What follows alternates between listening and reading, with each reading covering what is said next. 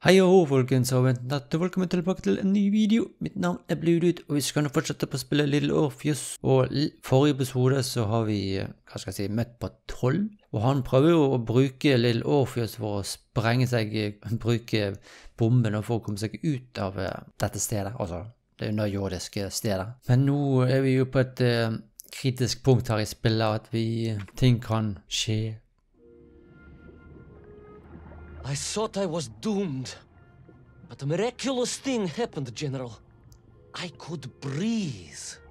It must have been the helmet that was jammed onto my head. Ja. It was a strange and remarkable thing. Some might almost say beyond belief. A narrow-minded fool may indeed, General, but of course you are no Durak.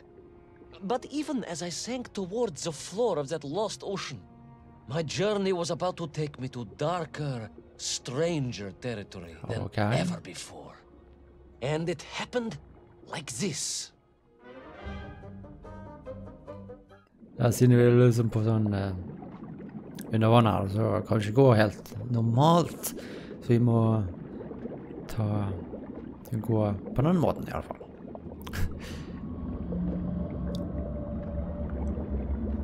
Jeg liker ikke den lyden her, altså det. Let me see if I have this correctly.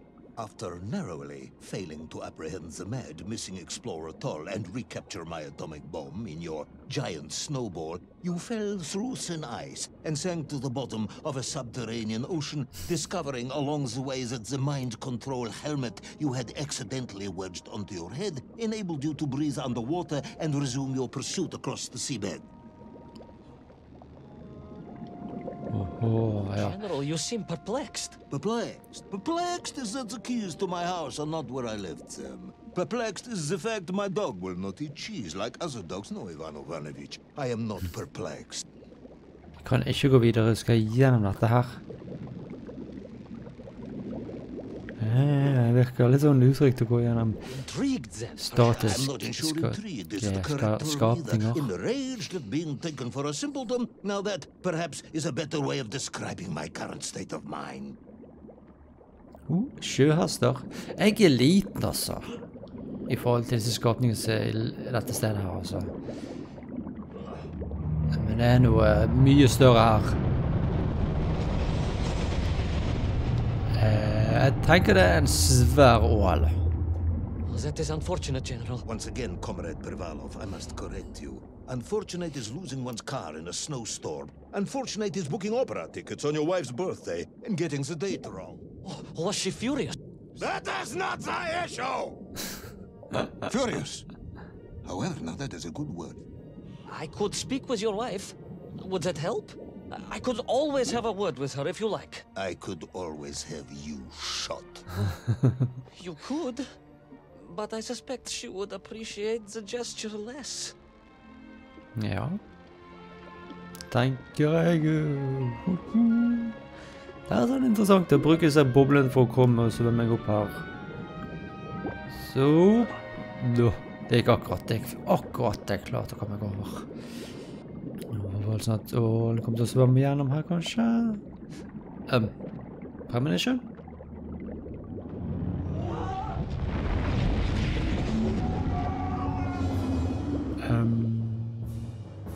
A kraken. A vast monster of the sea.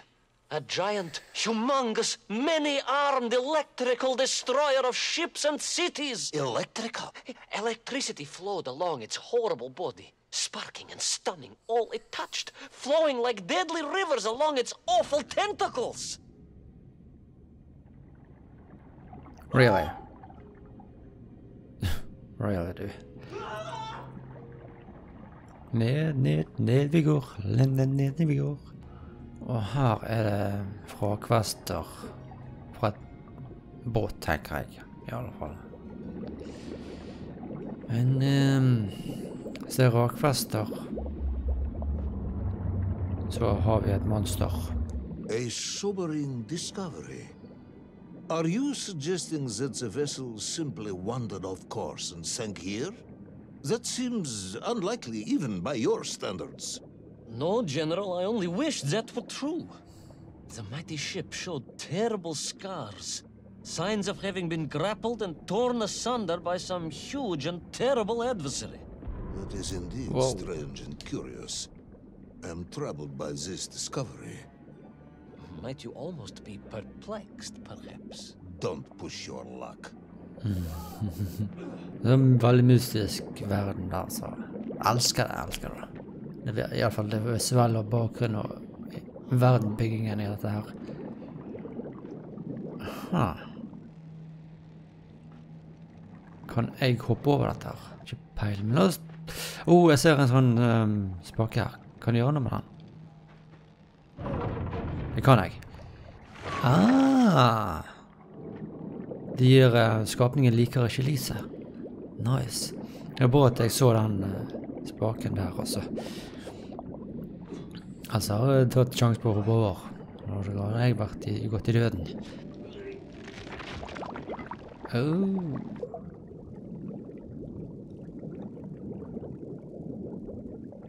Pass på å ikke treffe den, tenker jeg, for jeg tipper hvis det sprekker Hva skal jeg gjøre her? Det var vekk de der i alle fall. Nice.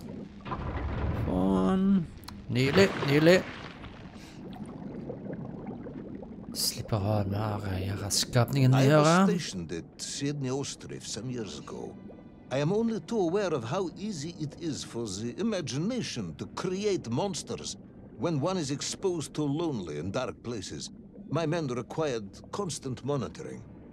Much like my cousin Pavel. He was also stationed at Ostrov? No, he required constant monitoring. He was a devil for stealing eggs.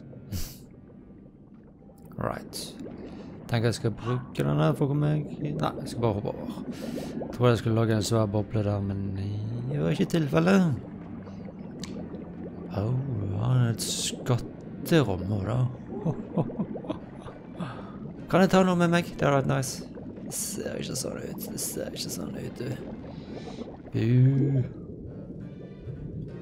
Men vi skal nå videre opp. I was referring to the fear that something is lurking in the darkness. Something strange, brutish, and ill-intentioned. Again, that sounds much like my cousin Pavel. Generalen tror ikke på han, bare til han alt han forteller er liksom ikke ekte. Lurer på om jeg slo av lyset. Hva må jeg ta han på nå? Jepp. Men jeg må vise opp da.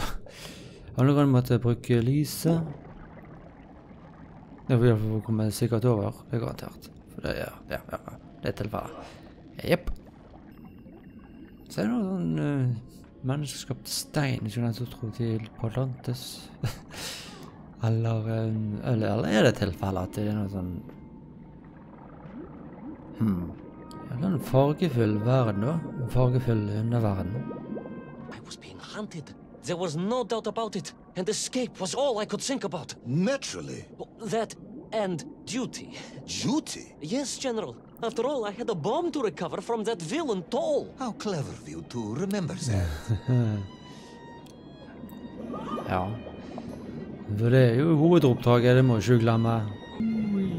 Skal vi videre opp. Nå må vi passe på ikke... takk og lov. Skal over her, tenker jeg. Det vil jeg tro. Ja.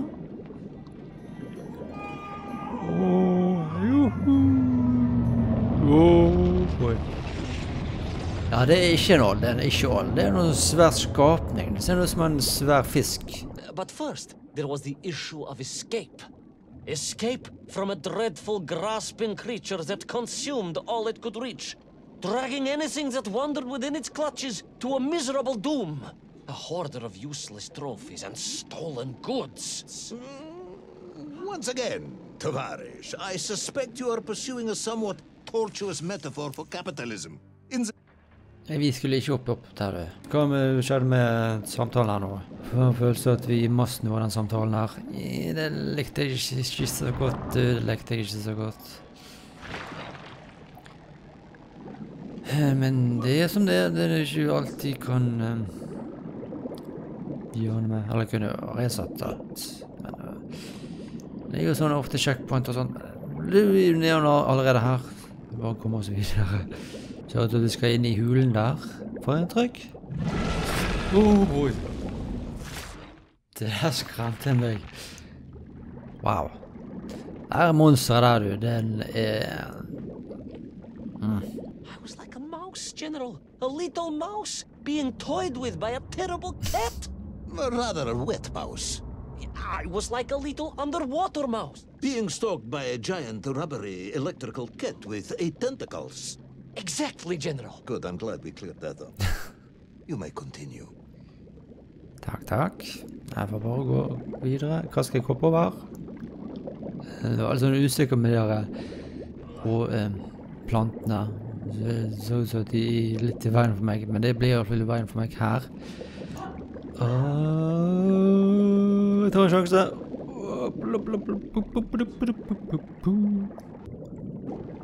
Sånn. Tenker vi må åpne opp denne tingen. Hva heter det igjen da?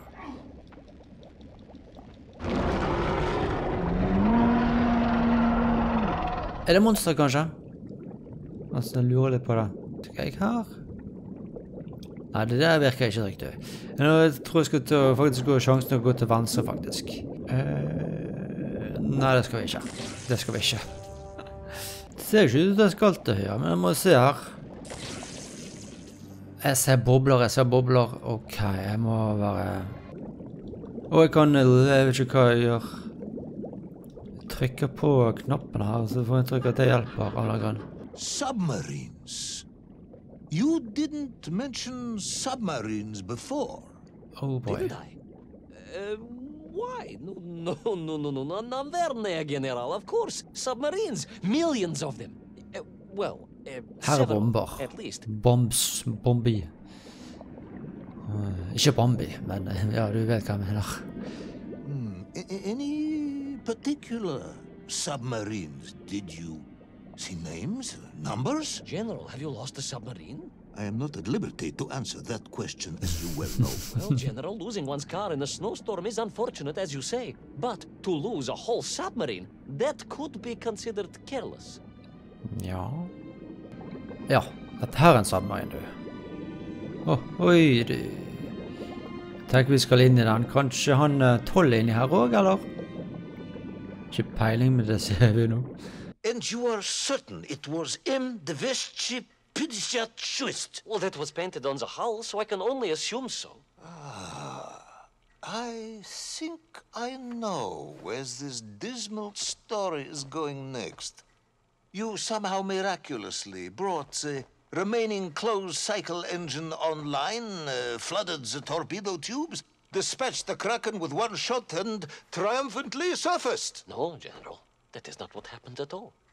I did indeed make my way to the torpedo tubes, but for a very different purpose. After all, history has taught us that atomic power is not to be toyed with. Much like tired, impatient generals, perhaps. Particularly the perplexed ones. Indeed, General. Or like dogs that will eat no cheese. Det må det. Ja.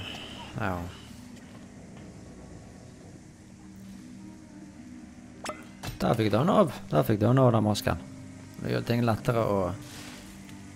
Hva nå? Ser jeg spake her? Er det den skal... Nei. Her, det er denne. Der. Tog litt...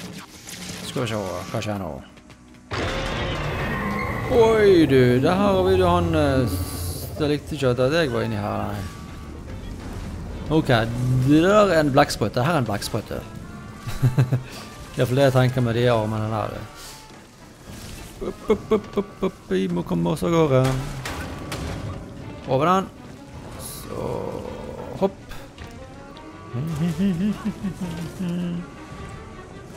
Og under her. Og så kommer vi videre.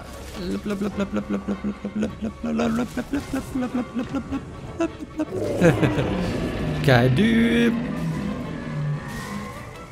Ikke se det sånn. Og det vannet stiger også. Å nei, du skulle hatt på masken, du. Jeg kan bruke den knappen, kanskje? Au. Jeg kan bruke den.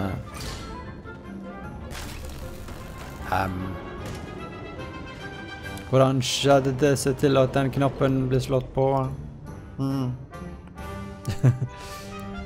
Will our determined yet disorientated hero end his days as socialist sushi? Will his daring exploits be cut tragically short by vengeful calamari? Will the general's wife ever forgive him for missing Ruslan and Lyudmila? And just how many eggs did Pavel steal, and where did he keep them? All of these questions and more may or may not be answered in the next exciting episode of Little Orpheus! Det var den biten. Og da ser vi hvor vi handler i neste episode, hvor vi drar mot, kanskje vi kommer over vannet. Det ser vi nå, Så hvis du er ny til kanalen, må du selvfølgelig abonnere. Dem noe så trykk på tommel opp, sett oss pris på oss til neste gang, folkens. Snakkes med deg. Hei ho!